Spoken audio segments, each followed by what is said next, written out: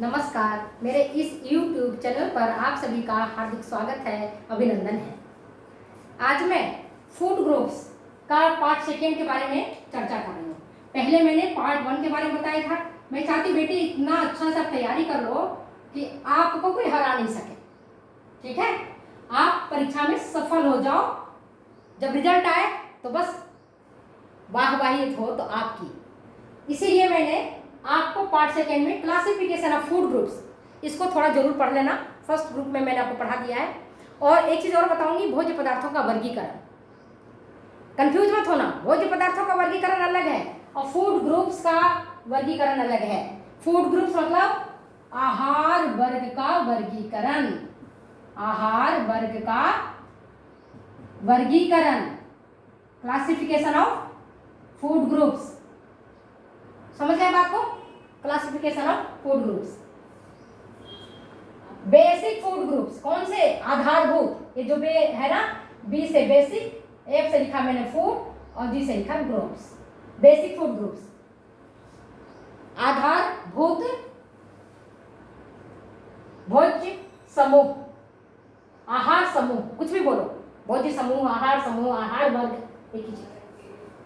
अब जो पहले पीरियड में मैंने आपको बताया था, जिसमें मैंने बता दिया था आपको क्या, कन्वेंशनल के अकॉर्डिंग अगर परीक्षा में आता है कि पारंपरिक रूप से भोज्य पदार्थों को, भोज्य पदार्थों नहीं, भोज्य वर्ग को या आहार वर्ग को कितने भागों में बांटा गया है, तो आप क्या बोलोगे?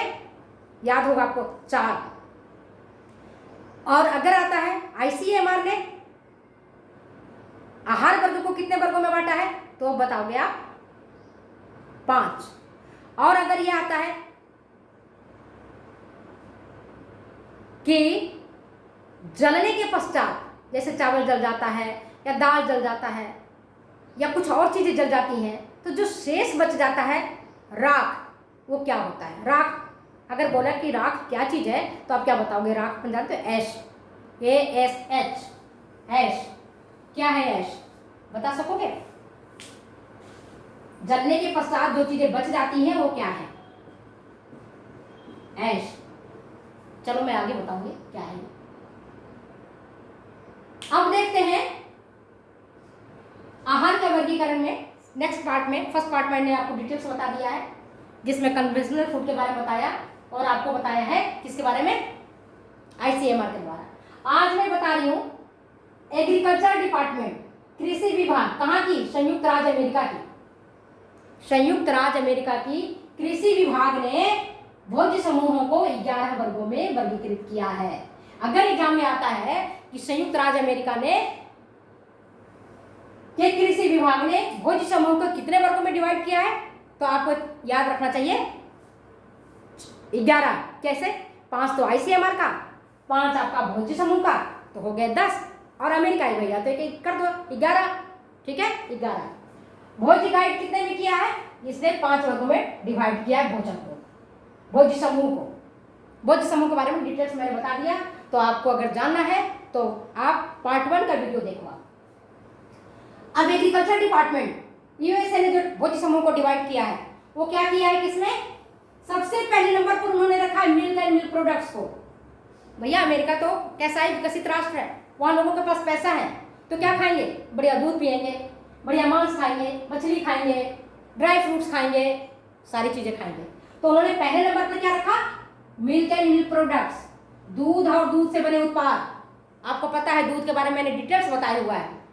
उत्पाद जो भी उससे बनता है, दूध से क्या बनाते हो आप? खीर बनाते हो, सेवइयां बनाते हो, पनीर बनाते हो, चीज बनाते हो, रसगुल्ला बनाते हो, छेने वाली मिठाइयाँ बनाते हो और बहुत सारी चीजें बनाते हो। तो जो दूध से मिठाइयाँ होती दूध की बनी हुई, उनमें क्या मिलता है? दूध में न्यूट्रिएंट्स। चाहे अमेरिका की न्यूट्रिएंट्स हो या भारत की न्यूट्रिएंट्स हो या ब्रिटेन की हो, कहीं की भी हो, खाद्य पदार्थ में जो चीज मिलता है वो चीज ही मिलेगा, उसमें कोई परिवर्तन नहीं होगा। हमारे बच्चे कमेंट करके पूछते हैं कि मैडम इस पेज में आपने विटामिन A की इतनी खुराक बताई और इस पेज में इतनी खुराक बताई। मेरे प्यारे बच्चों, आज मैं आपको क्लियर कर देती हूँ, बता देती हूँ कि ये जो किताब आप पढ़ रहे हैं वो 20 साल पुरानी है।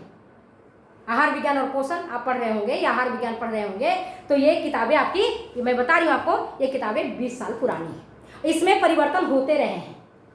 तो पहले जो परिवर्तन शोध के अनुसार हुआ था वो मैंने डाला, अब जो परिवर्तन हुआ है शोध के अनुसार वो परिवर्तन डालूंगी। अभी मैं इसको, जो आपको कहते हैं कि किताब में मैडम संशोधन करके भेजिए, तो मैं अभी संशोधन का काम पूरा नहीं हुआ है, आपको पढ़ा रही हूँ, साथ में संशोधन का काम चल रहा है, तो टाइम लगेगा, ठीक है।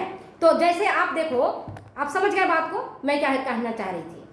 आप देखते हो कि जब शोध होते हैं तो शोध के अनुसार हमें कितनी मात्रा में कार्बोहाइड्रेट, कितनी मात्रा में फैट, कितनी मात्रा में vitamin A, vitamin B1, B2, vitamin C, vitamin D लेनी चाहिए, ये जो रिसर्चर्स जो बताते हैं रिसर्च करके, वही समय और समय के अनुसार बदलते रहता है। एक बात और, अगर आपने मेरी पुरानी किताबों से पढ़ लिया और वही आंकड़े याद कर लिए, एग्जामिनेशन में आपने अगर गलती से उसी पर टिक लगा दिया तो बेटा उसका कोई इलाज नहीं है, वो गलत हो जाएगा। फिर आप मेरी किताब लेकर के बोर्ड में पहुंचोगे कि सर इसमें ऐसे लिखा हुआ है, तो आपको याद होना चाहिए RDA 2020 में परिवर्तन हुआ है, तो कार्बोहाइड्रेट में भी परिवर्तन हुआ है, एनर्जी लेवल में परिवर्तन हुआ है, प्रोटीन में परिवर्तन हुआ है, एवन डाइटरी फाइबर को इंक्लूड किया गया है, कार्बोहाइड्रेट को इंक्लूड किया गया है पहली दफ़ा। तो ये भी मैं आपको डिटेल्स बताऊंगी, थोड़ा सा मुझे भी टाइम दो, तो मैं आपको पढ़ा दूंगी RDA अगेन मैं बता दूंगी, तोड़ तोड़ के बता दूंगी, 3-4 वीडियो बना दूंगी जिसमें कि आपको carbohydrate, fat, protein, vitamin, upper limit क्या है, टॉलरेंस, ये सब बताऊंगी। समझ गए बात को।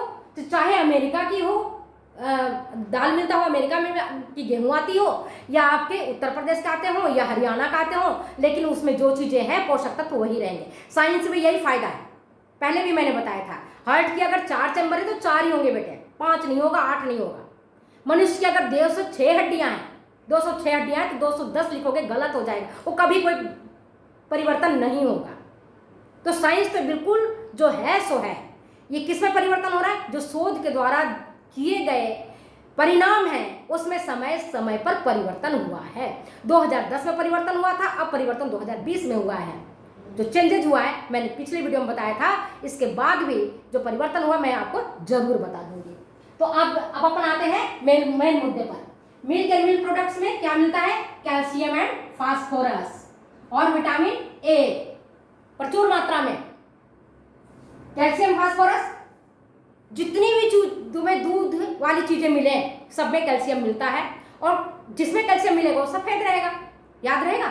जो सफेद रंग की चीजें हैं उसमें कैल्शियम रहेगा, और जिसमें कैल्शियम रहेगा उसका भाई फास्फोरस भी साथ रहेगा। कैल्शियम फास्फोरस दोनों भाई हैं, भाई भाई। जहाँ कैल्शियम रहेंगे वो छोटा भाई भी कहेगा हम भी साथ चलेंगे भैया, हम अकेले नहीं रहेंगे। जहाँ तू मिलेगा वहाँ मैं भी मिलूंगा। तो जहाँ कैल्शियम मिलेगा वहाँ फास्फोरस भी मिलेगा, समझ गए। और विटामिन ए मिलता है। और आपको पहले बताए थे milk is a complete food. अगर एग्जाम में आए कि कौन सा ऐसा भोजन है जो संपूर्ण भोजन है, एग्जाम्पल इज मिल्क। और अगर कोई कहता है कोई ऐसा भोज्य पदार्थ का नाम बताओ जिसमें केवल शुगर मिलता है, केवल एनर्जी मिलता है, तो आप एग्जाम्पल दो चीनी का, शुगर का, ठीक है। अच्छा, तो हम अमेरिका की बात कर रहे हैं। अमेरिका में 11 भोज्य समूह पर चर्चा किया गया कि 11 भोज्य समूह को हमारे आहार में सम्मिलित करना चाहिए। तो क्या पहला बताया मिल्क एंड मिल्क प्रोडक्ट्स। दूसरा खाते हैं चटोरे होते हैं, खाते हैं आइसक्रीम। तो आइसक्रीम में क्या मिलता है? एक तो मिलता है कार्बोहाइड्रेट, दूसरा होता है फैट। फैट कहाँ से है? क्रीम आपने खूब ज्यादा मात्रा में डाल देते हो तो फैट आ जाता है। और दूसरे नंबर पर मांस, मछली और चिकन्स, मुर्गी का अंडा, बतख का मांस, पता नहीं क्या क्या खाते हैं। तो ये मांस, मछली और लीवर, ये सब दूसरे नंबर पर इन्होंने इंक्लूड किया भोज्य समूह में। जिसमें क्या मिलता है? मांस में आयरन, क्या मिलता है? फास्फोरस, क्या होगा? प्रोटीन, और क्या होगा? विटामिन बी, बताई हुई। तो न्यूट्रिएंट्स चेंज नहीं होगा, याद रखना, कभी भी न्यूट्रिएंट्स चेंज नहीं होता है। चाहे मांस यहाँ का खा लो, चाहे मांस तू कहीं का भी खा लो। मांस में जो भगवान ने जो चीजें डाले हैं, जो पौष्टिक तत्व परमात्मा ने उसके अंदर समावेश किया है, वो कहीं परिवर्तन नहीं होगा। हाँ, उनकी मात्रा में ऊपर नीचे हो सकता है। जिसको बहुत अच्छा आहार मिलेगा जिन पशुओं का, उनके मांस में भी उन चीजों की ज्यादा बरकत हो जाएगी। जिनको कम मिलेगा, कुपोषित रहेगा, उनकी मात्रा थोड़ी कम हो जाएगी, पर मिलेगी, मिलेगी, जरूर मिलेगी, ठीक है।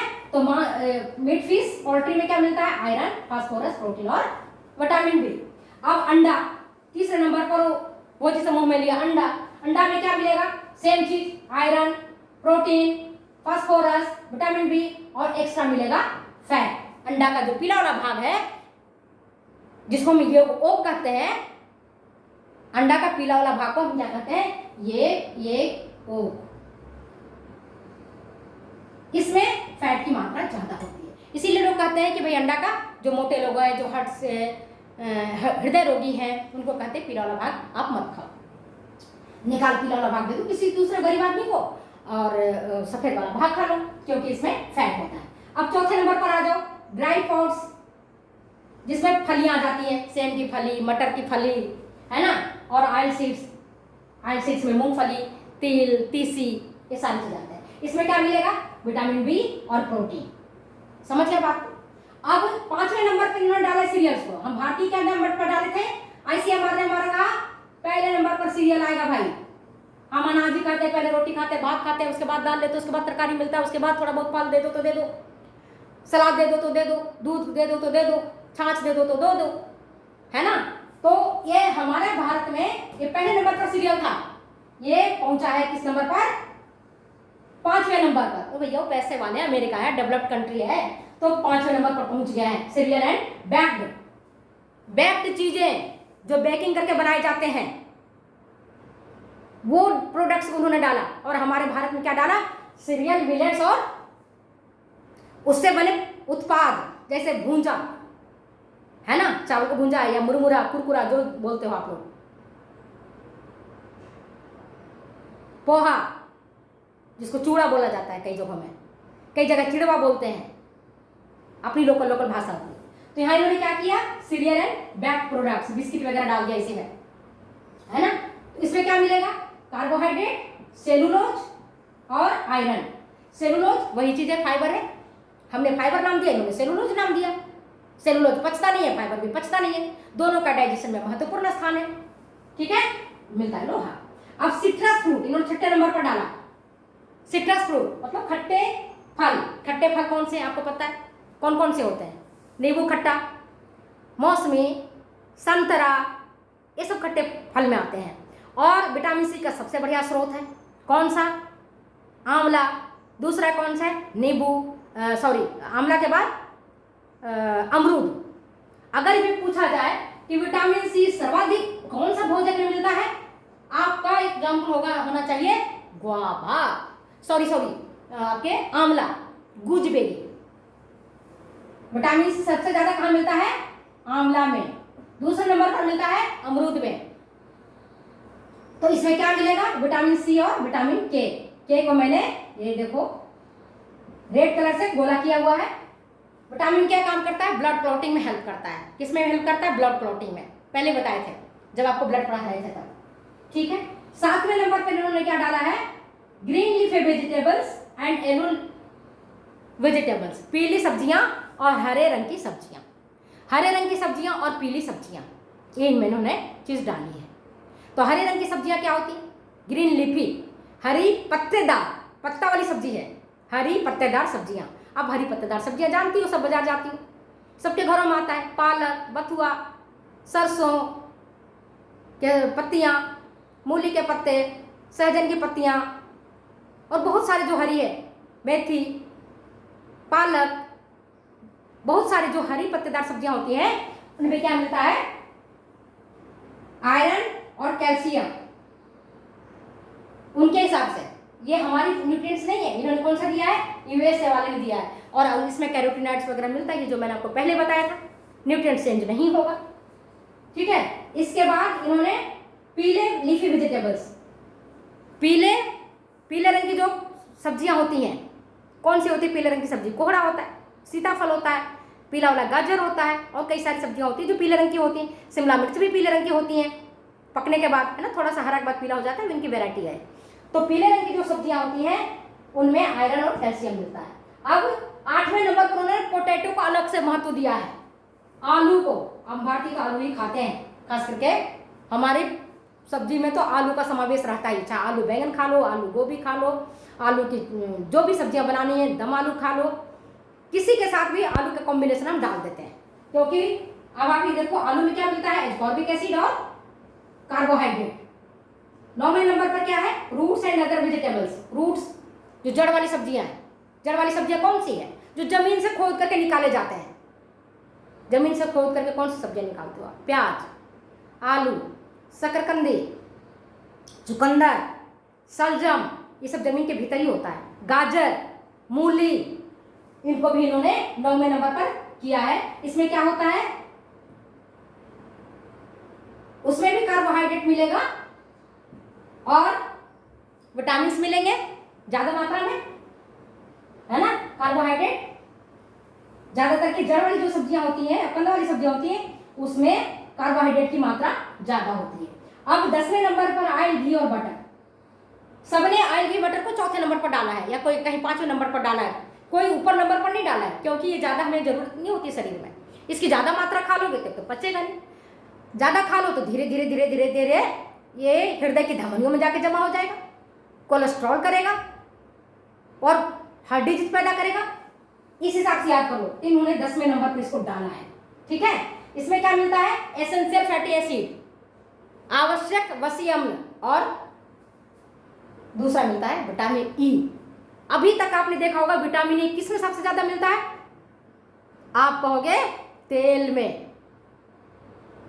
तेल में विटामिन ई मिलता है, और विटामिन ई का जो फंक्शन है मैं आपको बाद में बताऊंगी, अभी थोड़ा सा समझ लो उनका फंक्शन क्या होता है। उनका फंक्शन है रिप्रोडक्टिव फंक्शंस। और लास्ट में 11वें नंबर पर शुगर और जैगरी है। शुगर, चीनी और गुड़। चीनी में तो क्या मिलेगा, कार्बोज, और गुड़ में क्या मिलेगा, आयरन। आप देखो जब कभी भी कोई व्यक्ति रक्त अल्पता से पीड़ित हो जाता है, डॉक्टर साहब देखते हैं, आर्थिक स्थिति को भी उसका समझते हैं, कहेंगे अगर किशमिश खा लो, अनार खा लो, तो ये केला खा लो। हो सकता है उनके पास उतना पैसा नहीं हो, तो उनको कह देते हैं कि नाश्ता के टाइम में या खाने के टाइम में थोड़ा सा एक डेला थोड़ा सा गुड़ जरूर खाया करो सुबह और शाम, रात में, जिससे कि तुम्हारा आयरन की कमी की पूर्ति भी हो जाए और साथ में कार्बोहाइड्रेट भी मिल जाए, ठीक है। उसमें क्या मिलता है, आयरन। आयरन क्या काम करता है, आयरन क्या करता है, एनीमिया से बचाता है। एनीमिया के रोगी को आयरन की जरूरत होती है, ठीक है। अब देखते हैं फूड गाइड के अनुसार, भोज्य गाइड के अनुसार कितने वर्गों में बांटा गया है, भोज्य समूह को 5 वर्गों में बांटा गया है, 5 वर्गों में। जिसमें पहला क्या है, प्रोटीन फूड, मतलब जिसमें प्रोटीन मिलता है वो फूड को पहले नंबर पर लिया है भोज्य गाइड में, प्रोटीन फूड। न्यूट्रिएंट्स क्या मिलेंगे, प्रोटीन में जो मिलता है, प्रोटीन वाली फूड, प्रोटीन जिसमें प्रचुर मात्रा में होती है, तो किसमें मिलेगी प्रचुर, उसका स्रोत क्या है प्रोटीन फूड का, दालें, बताया था ना, दालें और मिल्क प्रोडक्ट्स, यही है ना प्रचुर मात्रा में। प्रोटीन फूड कौन सी है, जो दालें हैं और दूध है, दूध से बने प्रोडक्ट है, और मांस, मछली, अंडा है। तो इन्होंने मिल्क प्रोडक्ट्स को लिया है। प्रोटीन फूड में क्या क्या मिलेंगे, iron, folic acid, vitamin, minerals और इनविजिबल फैट। अदृश्य वसा, वसा रहता है लेकिन दिखाई नहीं पड़ता है, चावल में रहता है, गेहूं में रहता है।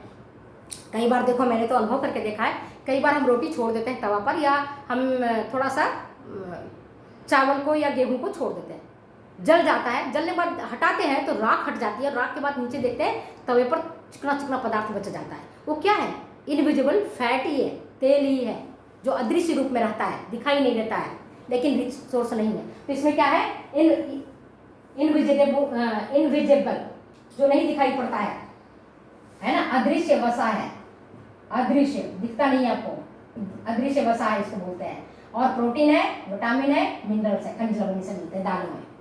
मिल्क एंड मिल्क प्रोडक्ट में दूध और दूध से बने पदार्थ में क्या मिलेंगे, वसा, प्रोटीन, विटामिन और खनिज लवण। मिल्क और मिल्क प्रोडक्ट है इसलिए इसमें वसा हो गया, बाकी जो इसमें मिल रहा था दालों में इसमें भी मिला। अगर ये प्रश्न आए कि अब बताओ उत्कृष्ट प्रकार का प्रोटीन किसमें मिलता है? उत्कृष्ट प्रकार का, इसमें अनाज का भी नाम डाल दिया, दालें भी डाल दिया और मांस में यकृत का नाम डाल दिया। अब कौन से बताओगे एग्जाम्पल में, है ना? तो आप डालोगे यकृत। अगर यकृत की जगह पर दूध है तो दूध है। जो प्राणी स्रोत से हमें प्रोटीन मिलते हैं वो बेस्ट क्वालिटी के होते हैं, उत्कृष्ट प्रकार के होते हैं। समझ गए बात को? अब दूसरे नंबर पर इन्होंने डाला है भोज्य समूह वालों ने प्रोटेक्टिव फूड। प्रोटेक्टिव जो रक्षात्मक होता है, जिससे हमारे शरीर की सुरक्षा मिलती है, जिससे हम बीमार नहीं पड़ते हैं। चाहे कोरोना आए या कोई और बीमारी आए, हम बीमार नहीं पड़ेंगे अगर हमारे शरीर में रक्षात्मक भोज्य पदार्थ हैं तो प्राइमरी इन्होंने दो भागों में बांटा। कौन से हैं? पहला भाग डाल दिया हरी और पीली पत्तेदार सब्जियां। हरी और पीली पत्तेदार सब्जियां, जिसमें हरी और पीली में क्या मिलता है? Vitamin C, B, carotene, minerals, calcium, phosphorus और लौह तत्व। मैंने आपको बताया बथुआ में लोहा खूब मिलता है, खूब खाओ। अगर कोई एनेमिक है उसको कह दो भैया बथुआ खाओ, सरसों का साग खाओ, जी भर के मिलेगा। तो क्या मिलता है? Iron, calcium. पालक में भी कैल्शियम मिलता है, लेकिन वो कैल्शियम हमारी बॉडी में एब्जॉर्ब नहीं हो पाता है। ये मैं बताऊंगी बाद में क्यों नहीं एब्जॉर्ब होता है, ठीक है? इसके बाद आता है विटामिन सी वाली फल और सब्जियां। जिसमें विटामिन सी है वो फल और सब्जियां ले लो। तो विटामिन सी वाली में कौन कौन सी है? विटामिन सी में रक्षात्मक में जो भी खट्टे पदार्थ बताए थे, खट्टे भोज्य पदार्थ, भोज्य फल, जिसमें आंवला, अमरूद, नींबू, मौसमी, संतरा, एवं मिर्ची में भी खूब मिलता है विटामिन सी। सब्जियों के नाम बताए ना, तो देखो इसमें भी मिलता है, कैबेज में भी मिलता है विटामिन सी। आलू में भी एस्कॉर्बिक एसिड बता दिया है। ये वाला एस्कॉर्बिक एसिड क्या होता है आपको मालूम है, ठीक है? तो इसमें क्या मिलता है? विटामिन सी वाली। तो इसमें क्या मिलेगा? Vitamin C, vitamin A, vitamin B, minerals और रेशा तो मिलेगा ही, सब्जियां हैं। और इसके बाद थर्ड नंबर पर इन्होंने बांटा है सेकेंडरी प्रोटेक्टिव ग्रुप, द्वितीयक रक्षात्मक समूह। ये प्राथमिक रक्षात्मक समूह में हमें क्या खाना चाहिए? हरे पत्तेदार सब्जियां और दूसरे सब्जियां और विटामिन सी वाली फल और सब्जियां, ठीक है? उसके बाद आ गया सेकेंडरी में other vegetables and fruits. Other vegetables आती है बैंगन, करेला, लौकी, कोहड़ा, जो चीज तुम्हें दिखता है, भिंडी, पत्ता गोभी, फूल गोभी, सलजम, ये सब अदर में आता है। इसमें क्या मिलेगा? फाइबर, विटामिन, मिनरल्स और वाटर्स। अच्छा, इसके बाद चौथे नंबर पर इन्होंने भोज्य समूह में डाला सीरियल्स एंड मिलेट्स को। सीरियल्स एंड मिलेट्स को कौन से सीरियल्स? जो हम अनाज खाते हैं, चर्चा कर चुके हैं पहले वीडियो में। इसमें क्या मिलेगा? Invisible fat, vitamin B1, B2 और नियासिन। विटामिन B1 जिसको हम थायमिन बोलते हैं, विटामिन B2 राइबोफ्लेविन बोलते हैं और नियासिन जो हमें पिलाग्रा रोग से सुरक्षा करता है, हमें और हमारे जो भी खाने वाले लोग हैं सबकी। किसमें मिलेगा? अनाज में। इसलिए अनाज को बहनों अब आप थोड़े रगड़ रगड़ के कम धोना। उसके पानी को अगर आप भगोने में पकाते हो तो प्लीज मत फेंकना, इतना ही पानी डालना जिसमें कि वो एब्जॉर्ब हो जाए, जिससे कि जल में घुलनशील जो दूसरे विटामिन है वो नष्ट नहीं होने पाए और पूरा पोषक तत्वों से परिपूरित भोजन हम अपने परिवार वाले को खिला सकें, स्वयं भी खा सकें, ठीक है? अब आता है फैट, वसा। वसा में पहले बताया था ऑयल है, ज्यादातर हम तेल खाते, सरसों का तेल खाओ। अभी जो नया रिकमेंडेड हुआ है डाइटरी अलाउंसेज, उसमें उन्होंने जोर दिया है कि भैया पॉली अनसैचुरेटेड फैटी एसिड से युक्त जो भोजन है उसको खाओ। अगर आप सैचुरेटेड फैटी एसिड खाते हो, जैसे घी खा लेते हो खूब, मक्खन खा लेते हो खूब, नारियल का तेल में भोजन पकाते हो, तो वो उतना ज़्यादा फायदेमंद नहीं है जितना कि आप सरसों का तेल में पका के खाते हो। तो RDA 2020 में हमारे ICMR के जो भोज्य विशेषज्ञ हैं उन्होंने ऐसी सिफारिश की है, याद रखना। और दूसरे नंबर पर आता है शुगर, जो आपको बता रहे हैं चीनी, ठीक है? अगर ये वीडियो आपको अच्छी लगती है तो प्लीज शेयर करें, कमेंट करें, सब्सक्राइब करें। एक चीज़ और बताना चाहती हूँ मैं, इसी में ये तो भोज्य समूह के बारे में चर्चा किया है। भोज्य पदार्थों का अगर वर्गीकरण की बात आए तो आप क्या करोगे? भोज्य पदार्थ अलग है, भोज्य समूह अलग है। भोज्य समूह हम किसके लिए यूज कर रहे हैं? जो हमारे मील प्लानिंग में हमारे काम आ रहे हैं, जो हमारे न्यूट्रिशन एजुकेशन में काम आ रहे हैं, जिससे हम न्यूट्रिशनल असेसमेंट को निकालने में काम आते हैं। समझ गए? तो कंफ्यूज होने वाली बात नहीं है। भोज्य समूहों और भोज्य पदार्थों, अगर भोज्य पदार्थों का वर्गीकरण करते हैं तो हम कितने आधार पर कर सकते हैं? अब मैंने पढ़ा दिया आपको, खुद सोचो। पोषक तत्वों के आधार पर, तो पोषक तत्वों के आधार पर करेंगे तो कितने हैं? 6 प्रकार के हैं। कौन से? पहला है कार्बोहाइड्रेट, दूसरा है फैट, तीसरा है प्रोटीन, चौथा है विटामिन, पांचवा है खनिज लवण और छठा है जल। सबकी चर्चा मैंने कर चुकी हूं। नेक्स्ट, कार्य के आधार पर, कार्य के आधार पर अभी चर्चा किया ना, क्या काम है? एक तो बॉडी बिल्डिंग, जो हमारी बॉडी को बना रहा है, जैसे प्रोटीन, मिनरल्स, विटामिन हमारी बॉडी को बनाते हैं, है ना। इसको कहते हैं निर्माणात्मक भोज्य पदार्थ, जो हमारे शरीर की बनाने का काम कर रहे हैं। ठीक है, समझ आ गया बात को। और पेरिसिबिलिटी, कुछ भोजन लाते हो बाजार में से तो देखो सड़ जाता है, सड़ता है।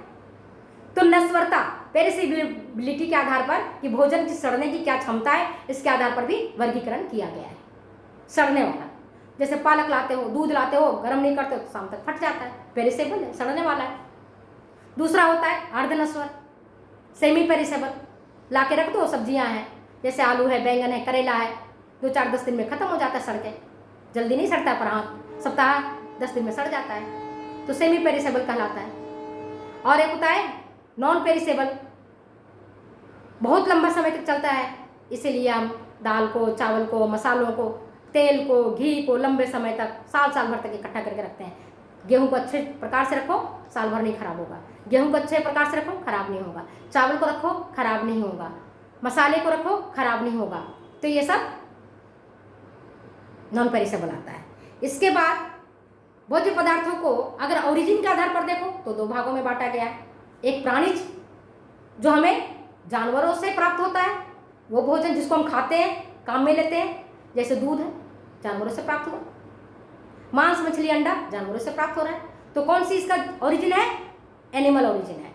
और दूसरा है प्लांट ओरिजिन, जो हम पेड़ पौधे से खाते हैं, जो भोजन हमें पेड़ पौधे देते हैं। सारी चीज तो हम पेड़ पौधे वाले ही खाते हैं ज्यादातर के, जैसे सभी प्रकार का अनाज पेड़ पौधों से ही मिलता है। गेहूं हो, बाजरा हो, या चावल हो, मक्का हो, रागी हो, जो कुछ भी है हमें पेड़ पौधे से मिलते हैं। इसी तरह से सभी प्रकार की दालें हमें पेड़ पौधे से मिलते हैं। सभी प्रकार की सब्जियां हमें पेड़ पौधे से मिलते हैं। सभी प्रकार के फल हमें पेड़ पौधे से मिलते हैं। समझ में आ गया बात? ओरिजिन एक प्राणिज से और दूसरा पौधों से। और लास्ट में आता है केमिकल नेचर, रासायनिक पदार्थों के आधार पर भोज्य पदार्थों को वर्गीकरण किया गया है 2 भाग में। एक होता है ऑर्गेनिक और दूसरा होता है इनऑर्गेनिक। ऑर्गेनिक में कौन होगा? जिसमें कार्बन, हाइड्रोजन, ऑक्सीजन ऐसी चीजें रहेंगी। ठीक है, ये ऑर्गेनिक फूड होता है। जैसे कार्बोहाइड्रेट ऑर्गेनिक फूड है ना। लेकिन जो ऐसे भोज्य पदार्थ हैं जिसमें खनिज लवण पाए जाते हैं, वो इनऑर्गेनिक में आएगा। अकार्बनिक पदार्थ, अकार्बनिक भोज्य पदार्थ। और अब मैंने बता दिया आपको कि मिनरल्स किन किन भोज्य पदार्थों में मिलते हैं। अब रिकॉल करना, रिमाइंड करना। और जलने के बाद जो राख बच जाती है, जिसको मैंने पहले भी आते ही पूछा था, वो क्या होता है? यही इनऑर्गेनिक पदार्थ का जो मिनरल्स बच जाता है ना, वही रहता है। जैसे इंसान, सोचो ऐसा, श्मशान घाट में अपन जाते हैं, मर जाते हैं। कोरोना टाइम में देखा आपने, लोग मर गए, उनको जलाने जाते हैं, है ना। तो बहुत सारा चीज होता है, हमारी पूरी बॉडी जल के राख हो जाती है और थोड़े से उसमें बच जाते हैं, जिसको कहते हैं फूल है, जिसको हम गंगा जी में बहाएंगे। कोई हरिद्वार जाता है, कोई कहीं लेके जाता है, हड्डियां बच जाती हैं। हड्डियां किसकी होती हैं? कैल्शियम की होती है। वो जलती नहीं है, चाहे कितना भी जला लो उसको, वो नहीं जलेंगे, क्योंकि वो कैल्शियम की होती है। अब ठीक है, अब मैं अपनी वीडियो को यहीं समाप्त करती हूँ। थैंक यू, फिर मिलते हैं अगले वीडियो में अगले एपिसोड के साथ। नमस्कार।